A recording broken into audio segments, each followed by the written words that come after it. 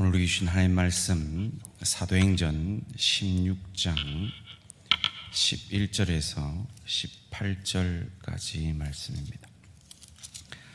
사도행전 16장 11절에서 18절까지 말씀 한 절씩 교도가실 때 살아계신 하나님의 음성을 들으시기 바랍니다. 우리가 드로아에서 배로 떠나 사모드라게로 직행하여 이튿날 네아폴리로 가고 거기서 빌립보에 이르니 이는 마게도냐 지방의 첫 성이요 또 로마의 식민지라. 이 성에서 수일을 유하다가 안식일에 우리가 기도할 곳이 있을까 하여 문밖 강가에 나가 거기 앉아서 모인 여자들에게 말하는데 두아디라시에 있는 자색 옷감 장사로서 하나님을 섬기는 루디아라 하는 한 여자가 말을 듣고 있을 때 주께서 그 마음을 열어 바울의 말을 따르게 하신지라. 그와 그 집이 다 세례를 받고 우리에게 청하여 이르되 만일 나를 주 믿는 자로 알거든 내 집에 들어와 유하라 하고 강권하여 머물게 하니라. 우리가 기도하는 곳에 가다가 점치는 귀신 들린 여종 하나를 만나니 점으로 그 주인들에게 큰 이익을 주는 자라. 그가 바울과 우리를 따라와 소리질러 이르되 이 사람들은 지극히 높은 하나님의 종으로서 구원의 길을 너희에게 전하는 자라 하며 이같이 여러 날을 하는지라. 바울이 심히 괴로워하여 돌이켜 그 귀신에게 이르되 예수 그리스도의 이름으로 내가 내게 명하노니 그에게서 나오라 하니 귀신이 즉시 나오니라. 아멘. 오늘 제목을 한번 같이 읽겠습니다. 시작. 루디아와 빌립보 교회 그리고 나와 대항교회. 다시 한번 읽을까요? 시작. 루디아와 빌립보 교회 그리고 나와 대항교회. 여러분 아시다시피 이 금요 기도의 본문은 내일 큐티 말씀 본문입니다. 그리고 오늘 우리가 읽은 본문은 오늘 새벽에 전해진 그 본문과 연결되어지는 말씀입니다. 오늘 새벽에 우리 강도사님이 하나님의 인도하심에 대해서 설교를 하셨습니다. 바울과 바나바가 찢어지는 이런 아픔 속에서도 하나님은 우리를 인도하시고 계시고 그것을 루스드라에서 디모데를 동력자로 전도자로 얻음을 통해 그것이 하나님의 인도하심을 확인할 수 있었다. 그리고 아시아를 전달하기를 원했던 그 인간의 계획보다 훨씬 넓고 크고 깊게 일하시는 하나님이 마게도니아 환상을 통해 유럽으로 건너가게 하시는 그 하나님의 넓고 깊고 크게 일하심을 인도하심을 오늘 새벽에 생각을 해 보았습니다. 그리고 배를 타고 이제 유럽으로 마게도니아로 넘어갑니다. 오늘 본문 11절 말씀입니다. 우리가 드로아에서 배로 떠나 사모드라게로 직행하여 이튿날 네아폴리로 가고 배를 탔습니다. 이틀이 걸려서 유럽 빌립보 마게도니아 지역으로 도달을 합니다. 약 200km 정도 되는 거리입니다. 그곳을 이틀에 주파했다는 건 아주 순항했다라는 거죠. 먼저는 여기서 우리라고 말하는데 신학자들은 확실한 세 명과 한 명의 동행자를 추측합니다. 누구일까요? 확실한 세 명은 누구일까요? 오늘 새벽에 설교를 들으셨습니다. 확실한 세 명은 누굽니까? 바울과 실라와 디모데죠. 그런데 신학자들은 누가가 동행했을 것이라고 추측을 합니다. 그렇지 않고는 누가가 이렇게 세세하게 쓸 수 있었겠는가? 또 어떤 신학자들은 바울이 로마 감옥에 갇혔을 때 누가가 그곳을 방문해서 그 이야기를 듣고 썼을 것이다 라고 추측을 합니다. 대부분 이 4명의 전도자가 전도대를 이루어서 2차 전도 여행을 하고 있다라고 추측을 하죠. 이틀의 배를 타고 빌립보로 넘어갑니다. 이제 순항했다라고 하는 것이 사도행전 20장 6절에 보면 돌아오는 길에는 닷새가 걸립니다. 같은 길을 갈 때는 이틀, 올 때는 닷새가 걸립니다. 쉽지 않은 사도 바울의 전도 여행의 걸음걸음이었음을 알 수가 있습니다. 여러분, 배 타보셨습니까? 저는 여러 번 타봤습니다. 제가 어릴 때부터 멀미를 좀 잘 했어요. 그래서 제가 처음에 휴스턴에 유학을 가서 낚싯배를 타고 간다 해서 신나가지고 갔다가 멀미가 1시간 채 안 나갔는데도 멀미가 나서요. 낚시는 고사하고 다시는 내가 이 낚싯배 타고 낚시 나가나 봐라. 그러고 했던 기억이 있습니다. 그 뒤에도 몇 번 그런 적이 있고요. 제가 가장 심하게 멀미를 경험했던 것, 제가 언젠가 간증을 한 기억이 있는데요. 지금으로부터 약 22년 전 하와이 그 아름다운 바닷가에 스킨스쿠버 하러 신혼여행을 가가지고 그 바다를 가는데 그 배에서 나는 그 매캐한 기름 냄새로 인해서 가다가 멀미가 난 거예요. 그걸 근데 돈 주고 갔으니까 안 할 수는 없고 이제 이 스킨스쿠버를 하고 전문가의 양손으로 오른쪽은 안에 왼쪽은 제 손을 잡고 이렇게 바다 밑으로 들어갑니다. 너무 아름답더라고요. 그런데 옆에 이따만한 거북이가 지나가요. 근데 이 전문가가 저도 거북이를 한번 만져보고 싶은데 그래 한번 만져봤다 자랑을 할 거 아니에요. 근데 안에만 만지게 해주는 거야. 그래갖고 나도 만지고 싶다고 이렇게 살짝 틀었는데 제가 그때 처음 알았어요. 바다 밑에도 파도가 있다는 걸 처음 알았어요. 그 파도에 참고 있던 그 멀미가 울컥 해가지고 그대로 올려버렸어요. 올렸으면 제가 이게 이 호흡기를 달고 있으니까 올렸으니까 어떻게 됐겠어요? 제가 숨을 못 쉬고 버덩거리는 걸 보고 이 전문가가 놀래가지고 거기 있는 버튼을 탁 누르더니 아내의 말로는 그때 자기는 하와이 바닷가의 가장 아름다운 장면을 봤대요. 하와이에 있는 모든 고기들이 저한테 다 달려들었다고. 그래서 아름다운 뷔페 식사를 했다고. 여러분, 저는 놀러 갔어요.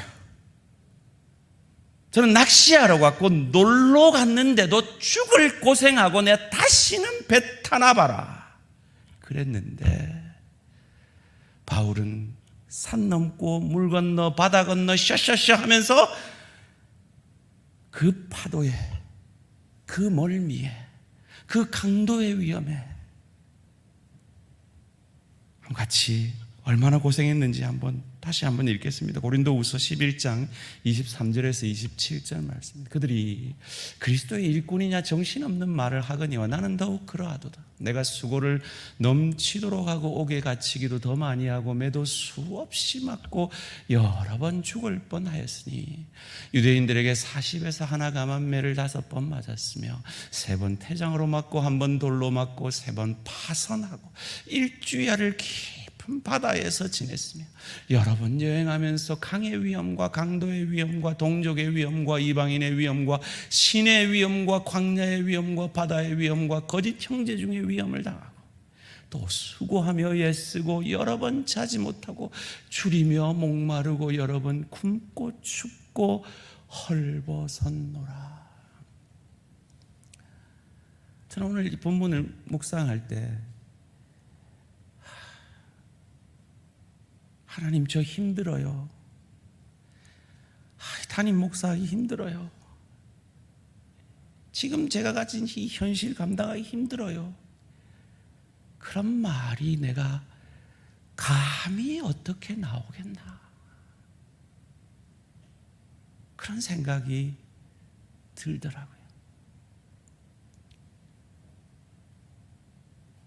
그저 놀러 가서 배 타고 1시간 그 멀미한 것 때문에 다시는 내가 배 안 탄다라고 했는데, 2000년 전에 그 배는 얼마나 더 울렁거렸겠어요. 그 상황 속에서 사도 바울은 마다하지 않고 복음의 사명을 감당하는데, 사도 바울을 진짜로 괴롭혔던 괴로움은 이런 육신의 고통이 아니었다라고 이어지는 본문이 말합니다. 28절 29절 말씀. 이 외의 일은 고사하고 아직도 날마다 내 속에 눌리는 일이 있으니 그 모든 교회를 위하여 염려하는 것이라. 누가 약하면 내가 약하지 아니하며 누가 실족하게 되면 내가 애타지 아니하더냐. 저는 이 본문을 묵상하면서 우리 구역장님들이 생각이 났어요. 참 교역자들의 마음 그 이상으로 구역원들이 힘들면 같이 힘들어하고, 구역원들이 아파하고 신앙으로 낭망하면 같이 슬퍼하고 애통해하고, 어찌해서든지 그들을 믿음으로 이끌어내려는 우리 구역장님들 한 분 한 분 얼굴이 떠올랐습니다. 기뻐하십시오. 나 이거 안 할래, 나 힘들어 죽겠어가 아니라 기뻐하십시오. 여러분은 사도가 감당한 이 놀라운 사역으로 인하여 사도가 받는, 사역자가 받는, 목사가 받는 그 하늘 상급을 받으실 줄 믿으시기를 주님의 이름으로 축원합니다. 그런데 사도 바울은 진짜 내가 자랑하는 게 뭔지 아느냐, 이어지는 30절 말씀에 이렇게 말합니다. 내가 부득불 자랑할진대 내가 약한 것을 자랑하리라. 그럴 만도 한 게요, 바나바가 누굽니까? 자기 은인이잖아요. 아무도 자기를 믿어주지 않을 때 바울의 능력을 보고 그를 사역의 장으로 초대해준 그의 사역의 은인이란 말이에요. 그런데 그 바나바가 데려가고 싶어하는 그의 조카 마가가 1차 전도 여행 때 도중에 낙마했다는 이유로 저런 인간은 또 그래 라고 낙인 찍고 데려가지 않으려고 바나바와, 그 온유한 바나바와 씻을 수 없는 싸움을 하고 찢어졌단 말이에요. 그런 자신의 모습을 볼 때 얼마나 부끄럽겠어요. 마치 하나님을 위해서 하나님을 핍박했던 그 유대교에 열심히 있었던 자기의 모습을 생각하면 부끄러웠듯이, 그의 말년에 그의 모습을 생각하면서 그는 부끄러워했을 것입니다. 그래서 그는 말년에 마가를 내게 데려오라 라고 고백하고 있는 겁니다. 우리가 그렇습니다. 우리가 아무리 애쓰고 힘써도 우리는 늘 연약합니다. 늘 부족합니다. 그래서 우리의 약한 것밖에 자랑할 것이 없습니다. 그런데 하나님은 그 우리의 약함조차도 들어서 하나님의 일을 이루시는, 크고 넓고 깊게 일하시는, 우리가 상상할 수 없는 방법으로 크고 놀랍게 역사하시는 하나님이심을 믿으시기를 주님의 이름으로 축원합니다. 이어지는 사도행전 16장 12절에서 이렇게 말합니다. 거기서 빌립보에 이르니 이는 마게도냐 지방의 첫 성이요 곧 로마의 식민지라 이 성에서 수일을 유하다가, 지금 바울이 원래 전도 여행을 할 때와는 전혀 다른 방식으로 전도를 빌립보에서 합니다. 왜냐하면 그곳에 회당이 없었기 때문입니다. 왜 회당이 없었느냐? 역사적으로 클라우디우스 황제 때 모든 유대인들을 로마령에서 다 추방을 했습니다. 로마 본토뿐만 아니라 로마가 다스리는 식민지 빌립보 지방의 유대인들도 다 추방을 당한 상태였습니다. 그래서 남자 10명만 있어도 회당을 지었던 그 전통에 의하면 회당이 있어야 되는데 남자 10명도 그 빌립보 지방에 없었다는 겁니다. 어떻게 간 빌립보인데요? 나는 아시아로 가고 싶었단 말이에요. 근데 그걸 포기하고 주께서 보여주신 환상을 보고 꿈과 기대를 안고 하나님이 얼마나 크게 역사하실까, 하나님이 얼마나 많은 사람을 이 전도여행에서 붙여주실까 기대를 가지고 도착했던 그 빌립보에 가보니 회당도 없는 상태였단 말이에요. 미국에는 보통 인구 400명에서 500명의 교회가 하나씩 생깁니다. 이민교회가 말이죠. 그런데 이 유대인들은 10명만 있어도 회당을 세웠다는 건 이 유대인들의 종교적 열심이 얼마나 대단했던지 알 수가 있는 것이죠.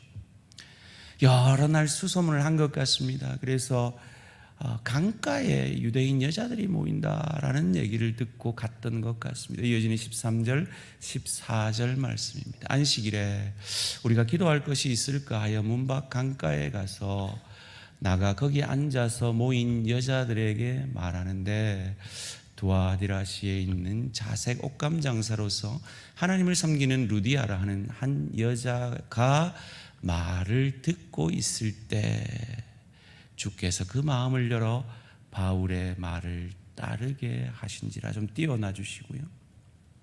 그곳에서 만난 여인이 루디아입니다. 루디아는 그 지역에 아마 옷감 염색을 하는 빨간색 그 옷감을 염색하는 사람이었다고 신학자들은 얘기를 하는데요. 저는 이 14절 말씀을 묵상하면서 참 큰 위로와 참 큰 회개가 되었습니다. 지난주 일부 예배를 마치고 이렇게 우리 원로 목사님이 제게 악수를 하시면서 귀한 은혜의 말씀 전해주셔서 감사합니다 라고 하시면서 가시더라고요. 얼마나 큰 위로가 되었는지 모릅니다.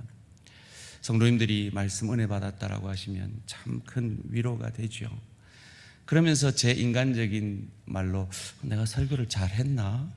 뭐 이런 생각이 들 때가 있습니다. 그런데 이 말씀 앞에 제가 회개를 하게 됩니다. 은혜를 주는 건 제가 아니라 하나님이시라는 건 말이죠. 한 여자가 말을 듣고 있을 때 누가? 주께서 그 마음을 열어. 주께서 오늘 여러분의 마음이 열리시면 오늘 이 말씀이 하나님의 말씀으로 들리실 줄 믿습니다. 무슨 말입니까? 여러분 말씀을 들으면서 은혜가 되십니까? 그건 김 목사가 우리 다른 교역자들이 설교를 잘했기 때문이 아니라 주께서 여러분의 마음을 열어주셨기 때문임을 믿으시기를 주님의 이름으로 축원합니다. 다른 말로 하면 여러분에게 그 은혜를 주신 분, 여러분에게 말씀하시는 분은 교역자가 아니라 하나님이시라는 겁니다. 그것이 인간의 말이라면, 인간의 말이 내게 조금 감동이 되었다면 무시하셔도 됩니다. 그러나 하나님의 영이 여러분을 감동하셨다면 그 말씀에 순종함으로 열매 맺어내시는 저와 우리 모든 성도님들 되시기를 주님의 이름으로 축원합니다. 하나님이 하실 때 이런 놀라운 역사가 있어진 것입니다. 그럼에도 불구하고 바울의 원대한 꿈에 비해 유럽 선교의 시작은 너무나 초라합니다. 여인 몇 명 만나 그 가족이 세례를 받는 그 정도였습니다. 그럼에도 불구하고 이 바울 전도대는 아주 열정적으로 사역을 감당했던 것 같습니다. 오늘 본문 18절이 그것을 증명해 주는데요. 이같이 여러 날을 하는지라. 이 여러 날을 하는 게 뭐냐면 이 귀신 들린 점치는 여인이 계속해서 따라다니면서 하나님의 종으로서 구원의 길을 너희에게 전하는 자다라고 바울의 일행을 지켜 세우 올리면서 방해를 했던 겁니다. 여기서 우리는 무엇을 알 수 있습니까? 믿음은 지식이 아닙니다. 믿음은 이해가 아닙니다. 이 귀신 들린 여인도 알았습니다. 바울이 지금 구원을 전하는 하나님의 사람인 것을 알았습니다. 그걸 아는 것, 그게 믿음이 아닙니다. 믿음은 그 복음 앞에 항복하는 겁니다. 주인이 바뀌는 겁니다. 이해하는 것이 아닙니다. 아무리 옳은 말로 선포해도 성경 어디에도 그들이 구원받았다는 말은 없습니다. 왜요? 구원은, 믿음은 그저 아는 것이 아니라 주인이 바뀌어지 항복하는 것이기 때문입니다. 그래서 바울이 쫓아내죠. 여러 날 동안 그곳에서 열심히 사역했다는 증거입니다. 작은 일에, 작은 무리에 그들이 과거에 경험했던 놀라운 수많은 제자들이 예수께로 돌아오는 그 역사에 비해서는 너무나 초라한 유럽 선교의 시작이었지만 그들은 그 작은 일에 충성했습니다. 문득 제가 휴스턴에서 사역할 때 수요 기도회에 한 분의 권사님을 앉혀놓고 1000명이 앉아있는 것처럼 설교를 했던 그 장면이 문득 떠올랐습니다. 바울이 지금 그러고 있는 겁니다. 바울의 일행들이 그 소수의 여인들, 남자도 없는 그 소수의 여인들에게 최선을 다해서 복음을 전하고 그들에게 말씀을 가르치고 있는 것입니다. 토인비가 유럽으로 바울을 싣고 가는 배는 전 유럽을 싣고 가는 배라고 평했거든요. 그에 비해서 이 빌립보 선교의 시작은 너무 초라하잖아요. 그런데 우리는 알게 됩니다. 그 하나님은 넓고 깊고 크게 일하셔서 이 초라한 시작을 통해 루디아라는 여인을 통해 빌립보 교회가 시작되어지는데, 이 빌립보 교회는 바울의 서신서 가운데 가장 모범적으로 섬기는 교회로 자라게 됩니다.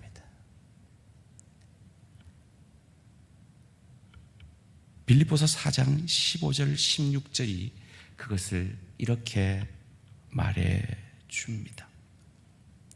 빌립보 사람들아, 너희도 알거니와 복음의 시초에 내가 마게도냐를 떠날 때에 주고받는 내 일에 참여한 교회가 너희 외에 아무도 없었느니라. 데살로니가에 있을 때에도 너희가 한 번뿐 아니라 2번이나 나의 쓸 것을 보내었도다. 너무나 초라한 시작이었습니다. 이 루디아 한 사람, 이 가족 한 사람 구원받은 걸로 무슨 유럽이 복음화 되겠나라는 초라한 시작이었습니다. 그런데 바울은 그 사역에 최선으로 그 바울의 전도팀은 복음을 심게 됩니다. 루디아는 섬김의 사람이었던 것을 오늘 본문 15절이 이렇게 우리에게 증거해 주고 있습니다. 그와 그 집이 다 세례를 받고 우리에게 청하여 이르되 만일 나를 주 믿는 자로 알거든 내 집에 들어와 유하라 하고 강권하여 머물게 하니라. 놀랍지 않습니까, 여러분? 갓 예수를 믿은 사람이 그의 집을 선교 본부로, 예배당으로 내어놓습니다. 이 루디아의 헌신으로 시작된 빌립보 교회는 이 루디아의 헌신이 전통이 되어서 바울의 이 선교 사역에 가장 잘 섬기는 훌륭한 선교의 동력자로 자라게 되는 것입니다. 소원합니다. 루디아의 이 섬김이 빌립보 교회의 선한 전통이 된 것처럼 사랑하는 우리 대양의 한 분 한 분의 섬김이 우리 교회의 선한 전통이 되어져가는 은혜와 축복이 있어지기를 주님의 이름으로 축원합니다. 제가 오니까 우리 믿음의 선배님들이 우리 원로 목사님을 비롯해서 이 기둥헌금이라는 선한 전통을 만들어 놓으셨더라고요. 그래서 제가 그 전통을 잘 이어보자라고 함께 호소를 하니 과거에 했던 분들, 물론 큰 액수로 하신 분들도 계시지만 그 이후에 더 많은 분들이 이 선교, 이 기둥헌금에 동참되어지는 것을 보면서 참 앞선 믿음의 선한 모범을 보인 하나님의 사람들이 있다는 것이 얼마나 큰 축복인가 하는 것을 깨닫게 됩니다. 특별히 제가 놀랐던 건요, 우리 교회 두 분 새로 오신 두 분의 목사님들이, 여러분 절대로 오해하시면 안 됩니다. 제가 어떤 압력이나 눈치나 준 적이 한 번도 없다는 걸 말씀을 다시 드립니다. 자기들끼리 자원해서, 이분들 뭐 원하면 저랑 평생 같이 살아가겠지만 워낙 훌륭하셔서 아마 곧 뭐 몇 년 안에 훌륭한 교회에서 청빙해 모시고 가지 않을까 싶은데, 그래 되면 영원히 우리 대항에서 기둥이 되어질 수 없잖아요. 그런데도 교회를 사랑하는 마음으로 헌신하는 모습을 보면서 앞선 믿음의 사람들이 정말 전 재산을 기둥헌금으로 바치는 그런 헌신들과 그런 정말 상상을 초월하는 헌신들로 이 아름다운 성전을, 이 예배당을 세운 그 헌신들의 본이, 그것이 선한 전통이 되어 마치 이 루디아가 처음 교회를 시작하면서 처음 예수를 믿으면서 그의 집을 내어놓고 헌신한 그것이 빌립보 교회의 전통이 되어져서 빌립보 교회가 그 어떤 교회보다 신약 교회에서 가장 잘 섬기는 교회로 서갔던 것처럼 우리 대항의 공동체들이, 특별히 우리 대항의 다음 세대들이, 우리 믿음의 선배들이 뿌린 그 헌신의 모범을, 선한 전통을 본받아가는 우리 대양 공동체 되어지기를 주님의 이름으로 축원합니다. 그래야 할 때 어떤 일이 일어납니까? 이어지는 빌립보서 4장 19절 20절에서 그 헌신의 사람들에게 이것을 약속합니다. 나의 하나님이 그리스도 예수 안에서 영광 가운데 그 풍성한 대로 너희 모든 쓸 것을 채우시리라. 하나님 곧 우리 아버지께 세세무궁하도록 영광을 돌릴지어다. 아멘. 이 말씀의 약속이 대양의 모든 헌신자들의 것이 되어지기를 주님의 이름으로 축원합니다. 여러분, 목사한테 제일 부담스러운 설교가 헌신하라고 말하는 설교예요. 근데 제가 그것을 안 하려고, 부담 안 주려고 유혹을 받을 때마다 생각나는 말씀이 있어요. 제가 참 존경하는 목사님, 선배 목사님이 주신 말씀이에요. 성도들에게 헌신을 가르치지 않는 목사는 성도들이 받을 복을 빼앗는 목사다 라는 그 말씀이 늘 떠올라서 제가 그런 본문이 되어지면 참으려고 하다가도 다시 헌신에 대해서 말씀을 드리게 됩니다. 이 빌립보 교회가, 참으로 초라하게 시작된 이 빌립보 교회가 이리도 아름다운 헌신의 교회가 된 것은 회당도 없고 남자도 없는 그 초라한 유럽 선교의 시작을 초라해서 대충 한 것이 아니라 작은 일에 충성했던 이 베드로 전도대의 모범을 따라 한 여인, 루디아라는 여인이 그 복음에 감업되어서 하나님이 그 마음에 역사하셔서 예수를 믿고 그 온 가족이 세례를 받고 그 집을 교회로 내어놓는 그 헌신이 선한 전통이 되어서 빌립보 교회가 신약교회 가장 모범적인 헌신의 교회가 된 이유인 것입니다. 그러기에 이 말씀이 우리의 육신이 되어지기를 원합니다. 누가복음 16장 10절 말씀 함께 읽겠습니다. 시작. 지극히 작은 것에 충성된 자는 큰 것에도 충성되고 지극히 작은 것에 불의한 자는 큰 것에도 불의하니라. 아멘. 마태복음 25장 40절도 같이 읽습니다. 시작. 임금이 대답하여 이르시되 내가 진실로 너희에게 이르노니 너희가 여기 내 형제 중에 지극히 작은 자 하나에게 한 것이 곧 내게 한 것이라 하시고. 아멘. 왜 우리가 작은 일에 충성해야 하고 작은 한 영혼에 집중해야 합니까? 바로 우리가 믿는 예수 그리스도가 그러하셨기 때문입니다. 그분은 하늘 보좌에 세상 모든 영광을 다 가지신 분입니다. 그분에게 나 하나 구원받지 못하는 건 작은 일입니다. 그런데 그분이 그 작은 일에 충성하셔서 하늘 보좌를 버리고 짐승 같은 우리의 밥이 되어주시기 위해 짐승의 밥통에 가장 약한 아이의 모습으로 누이셨습니다. 우리는 내 욕심에 따라서 사단의 시험에 늘 먹고 사는 문제에, 자존심의 문제에, 내 소원 들어달라는 그 문제에 넘어지지만 그 시험을 우리 대신 이겨주셨습니다. 그 죄인의 죄를 짊어지시기 위해 죄인의 대표자인 세례 요한에게 그 죄를 전가받는 세례를 받으시고 겸손히 십자가에서 내가 지은 죄, 우리 모두가 지은, 인류가 지은 모든 죄를 자기가 진 것처럼 죽어주셨습니다.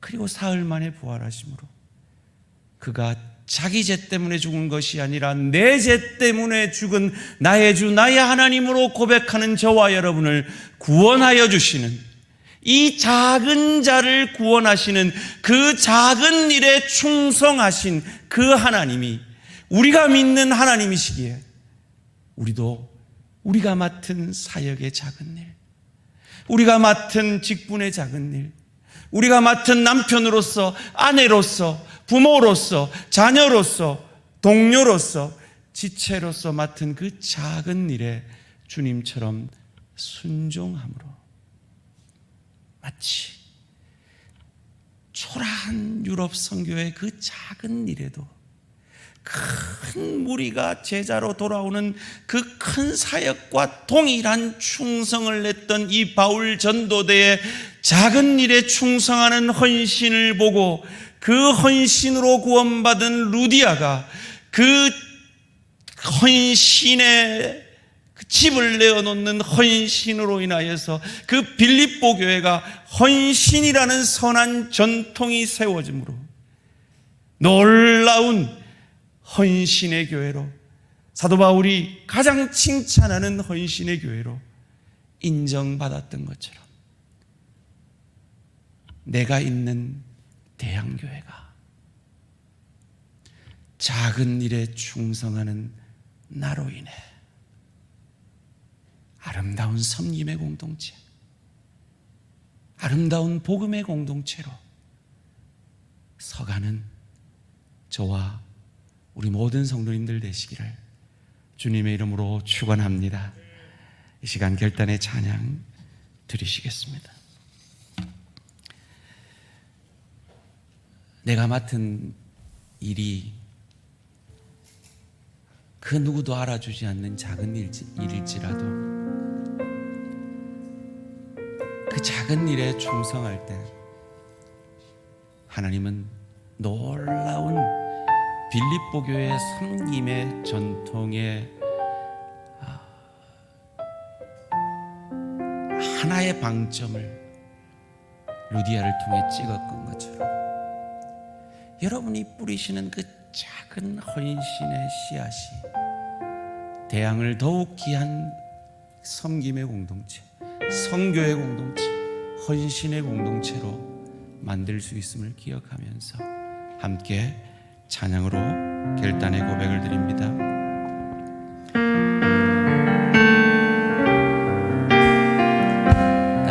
따스한 성령이 마음으로 보내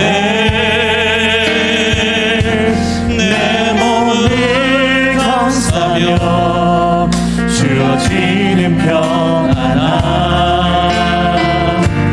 만족함을 느끼는 사랑과 진리에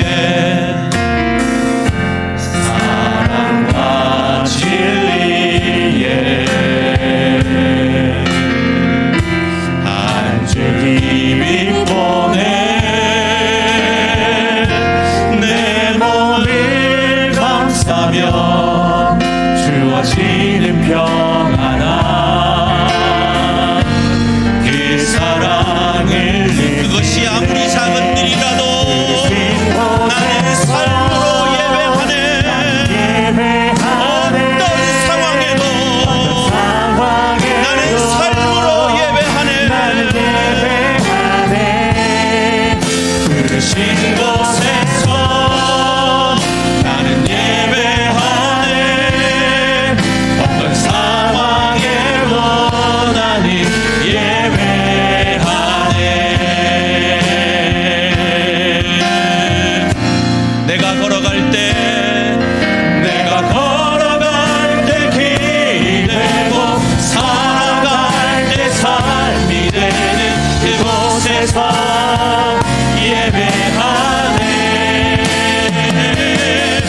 내가 걸어갈 때 길이 되고 살아갈 때 삶이 되는 그곳에서 예배 다같이 손들고 고백합니다. 주신 곳 나의 가정에서 나의 일터에서 주의 교회에서 남들이 알아보지 않아도 그것이 아무리 작은 일이라도 작은 일이라 죽게 하는 주님처럼 충성하게 하여 주시옵소서. 예배하네 어떤 상황에도 나는 예배 어떤 상황에도 나는 예배 어떤 상황에도 나는 예배하네 이 말씀 붙들고 기도하기를 원합니다. 하나님 내가 맡은 이 작은 일에 충성함으로 내가 알지 못하는 크고 비밀한 것으로 역사하여 주십시오. 기도하십시오. 특별히 저는 오늘 찬양을 부르면서 계속해서 이런 기도를 하고 싶다는 생각이 듭니다. 노골적으로 하나님 우리 축복해 주십시오. 노골적으로 우리 사업 축복해 주시고 노골적으로 우리 일터 축복해 주시고 노골적으로 우리 건강 축복해 주시고 노골적으로 내 직장에 축복해 주시고 노골적으로 시험 합격하게 해주시고 노골적으로 우리 소원 들어주십시오. 하나님 그러할 때 내 배만 불리지 않겠습니다. 루디아처럼 헌신의 선한 전통의 사람 되겠습니다. 하나님 앞에 결단하면서 노골적으로 하나님 축복해 주십시오.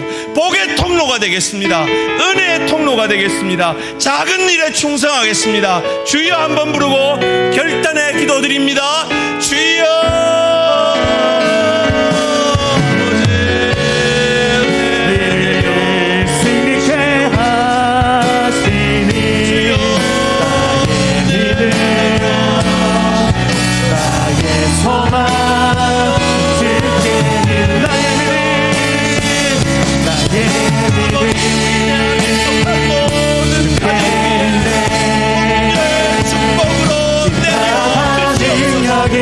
하나님 우리 대한민국